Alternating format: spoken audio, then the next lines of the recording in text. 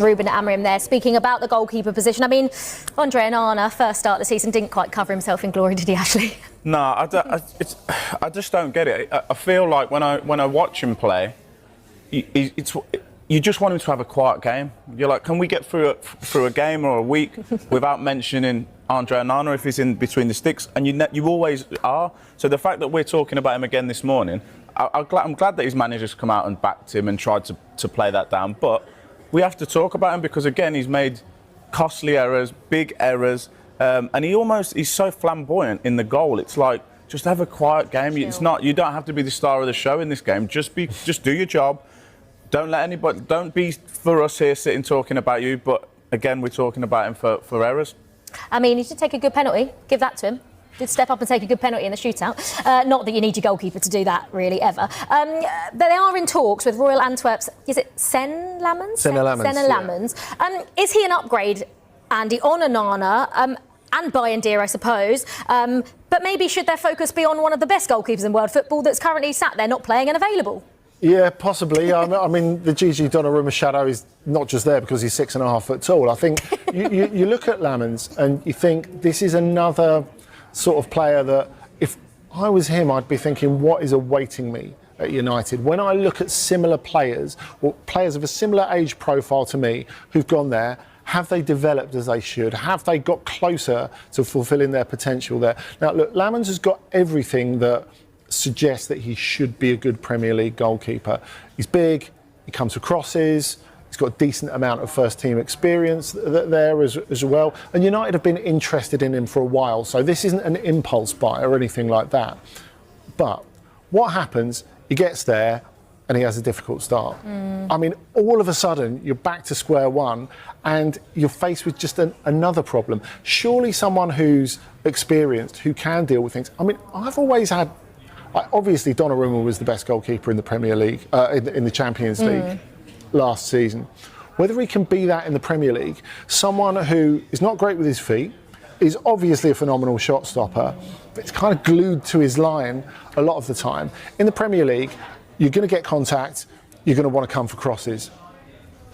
I don't know. Does it feel like another potential United disaster if that was something that was going to happen for them? I kind of feel that he would be able to cope with the heat better than Lammens until we know otherwise. Maybe he'll be great for them. But it just feels like another player who is being asked to take on too great responsibility early on. Yeah, it'd be interesting to see where Gianluigi Donnarumma goes at the actually sort of pose this question in your first answer. But where do United go from here? I mean, that Burnley at home this weekend is way bigger. Third Premier League game of the season. It's way bigger than anyone would have expected at this stage. And Burnley will be right up for it. If you're Burnley now, all of a sudden... I mean, when I used to play against Manchester United, you was like, this is a free hit, we're probably going to lose, but we could give it a go. Burnley are now going into it thinking, right, they're there for the taking. But the bigger, I really thought that Ruben Amorim would do well when he come in. I thought he had a really good system that he played that was difficult to play against. It's just completely not worked at all, and he's sticking to what he believes in. Fair play to him for that. But there's got to come a time when he says, I don't have the players to play in this system, or they're not understanding my instructions, and change it and be a little bit more flexible and adaptable to the Premier League or to the players that he's got. I don't really see how he's going to fix this. And as I said before, he doesn't come out and film with confidence when he says, I know what the problem is, I'm going to change this by the weekend. Finally, it looks like there has been a breakthrough between Chelsea and Manchester United regarding a deal for Alejandro Garnacho. A deal is now closed with a compromise to be reached regarding the valuation. Ashley, it feels like now we can say with 4 days to go in the window that Alejandro Garnacho will probably be a Chelsea player. But given it's a World Cup year as well, he's been left out of the Argentina squad for the upcoming games. How much does Alejandro Garnacho need this move? Yeah, he's desperate. I think he's made that clear from the start. He wanted to go to Chelsea. That was his preferred team. It's a good move for Manchester United. Obviously, he's got no desire to play for Manchester United anymore. As you said, he needs to get back into that Argentina squad. So that's where he wants to go. So if this move does go ahead and he gets into that Chelsea club, it's now down to him. I think it's time for him to start showing what he can do regularly, week in, week out. And he's got no more excuses. He can't say he's unhappy because this is exactly what he wanted. Whether he fits into that system or not, or where he fits in and how they use him, is I'm not sure yet. But for him himself as a player, he wanted this, he's got it, so now it's time to let his actions do the talking. Andy, is this a risk for Chelsea in any way, given the situation Alejandro Garnacho finds himself in at United? I mean, it's less of a risk than if they'd have paid what United actually wanted, but it's still a risk, definitely, because the potential's been obvious for a while, but that we're still talking about potential, I think is a bit of a concern, because you would have expected him to progress faster. I guess this has been a recurrent problem for Manchester United, isn't it? You've got a player. Can you make him into what he really should be? And there have been so many of those players at Manchester United who haven't turned into that player. So now the onus is on Maresca, is on his team, is on Chelsea to make him into what he should be. But they've clearly been looking for that wide player for quite a long time. They didn't feel that Jadon Sancho was it, so they've gone with Garnacho instead. Yeah, it's interesting about Alejandro Garnacho, because like you say, you're not quite sure actually where he fits in, but there's a real opportunity there with Jamie Gittins, really the only rather recognised left winger. If Alejandro Garnacho comes in and sorts himself out, gets focused, there's a real chance that he could nail down that starting spot, given that Gittins only came in the summer. Yeah, I think you nailed it there as well. It's about him mentally being a professional now, and I think sometimes you see a little bit the odd tantrum here. Sometimes he does a bit more talking off the pitch than he should do on the pitch. We've all seen the flashes of what he can do. He's clearly a good football player, but what he needs to do now, if he gets this move, is settle down and make that position his position now. I mean, we was talking off camera before that attacking players sometimes find themselves in and out the squad, in and out the starting 11 quite regular. But for him, he needs to be that good at Chelsea where, because there's an opening there, he starts all the time. Every week he's the first name on the team sheet for that position. But is like we say about the risk, what happens if Alejandro Garnacho doesn't nail down a starting space and he finds himself on the bench at Chelsea? Are we then in the same position that he was in at United, or do you think it will be different? Well, maybe. Look, I think Maresca is pretty much... He demands players to give everything off the ball. And that has been, I think, one of the major problems with Garnacho. You haven't really seen... On the ball, he looks great for a lot of the time, and then when United haven't got the ball, you're like, come on, I want to see a bit more. And I can't believe that Maresca will let him get away with that. And when you look at the competition, as you say, with Jamie Gittins, someone who started last season with Dortmund brilliantly, didn't finish last season brilliantly, and again has an enormous lot to prove. If you think of the sort of players that Chelsea have gone with in recent years, that sort of young and hungry, the competition is so intense.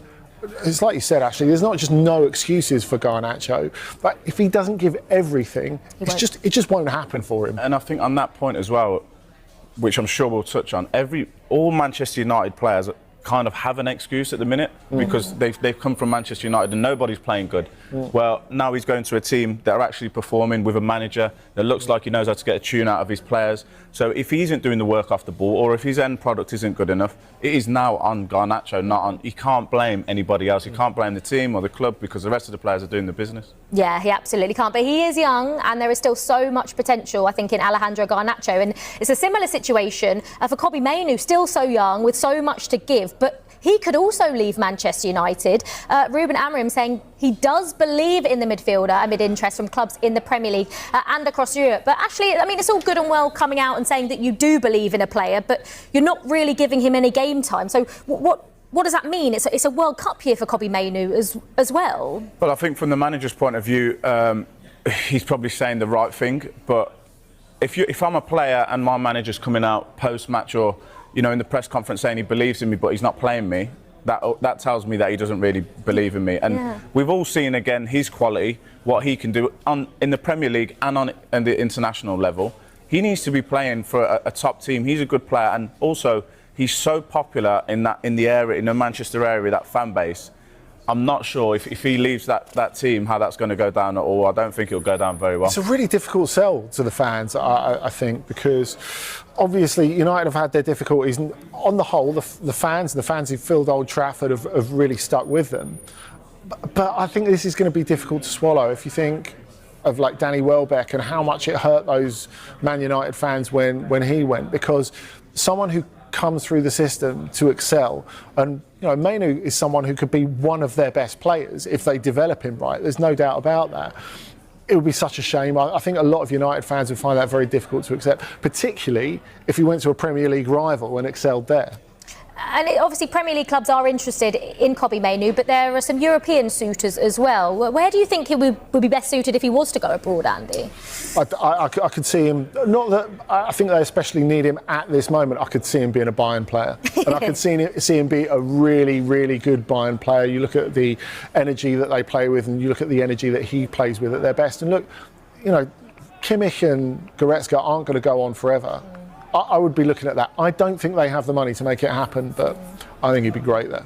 Yeah, what will happen with Kobbie Mainoo? And then what about Rasmus Højlund as well? He's close to leaving. Napoli will hold more talks with Manchester United as they look to finalise a deal for the striker. Andy, the big question here is, though, obviously Romelu Lukaku is injured at the moment, but what happens when Romelu Lukaku gets back fit? And this is really the crux of the deal, Olivia, because Napoli would like to borrow him and have an option that becomes obligatory after he's played a certain amount of games. And I guess Manchester United are looking at that and thinking, OK, well, if Lukaku gets fit and they never play him again, we're left with this problem again this time next year, which is an issue. I mean, in terms of what United are realistically looking for, I think you have to be honest and say there's not a lot of days left in the transfer window. They've been trying to ditch him for a long time now. He's fallen well short of expectations there. He's used to Serie A. We know he can perform well there. And really, all they need to do with Højlund for the moment is reinflate his value, is to make him sellable. Now, obviously, they would like some guaranteed money, and wouldn't we all? But look, I think you have to be realistic, and if that is the only sticking point, they just have to get him back out there in the shop window, because at the moment they are lucky that Napoli are desperate. They thought they'd already sorted their transfer window. You know, they got Kevin De Bruyne early on, they got all the other players they wanted early on, and all of a sudden they've been throwing this curveball 14 days before the start of the season, and they have to deal with it. So it's a great opportunity for United. I don't think they should be picking over the little bits. Just get it done. Just get it done. United are determined to strengthen their goalkeeping department ahead of the new season, and Donnarumma has emerged as the top target. Newly appointed manager Ruben Amorim is believed to be directly involved in pushing for this transfer, seeing Donnarumma as a key figure in his project to rebuild Manchester United and restore them to the top of European football. Amorim has made it clear that elite players are needed to execute his long-term vision at Old Trafford. Transfer expert Fabrizio Romano has also reported that Manchester United are in serious talks with Donnarumma's camp, with discussions revolving around personal terms and the project presented by Amorim. Romano emphasized that United are working with urgency to seal the deal before competition from other European giants intensifies. If the move goes through, Donnarumma's arrival would not only mark one of the biggest signings of the summer but also send a powerful statement about United's ambitions under Amorim. Fans are eagerly awaiting further updates as excitement builds over what could be a game-changing addition to the Red Devils squad.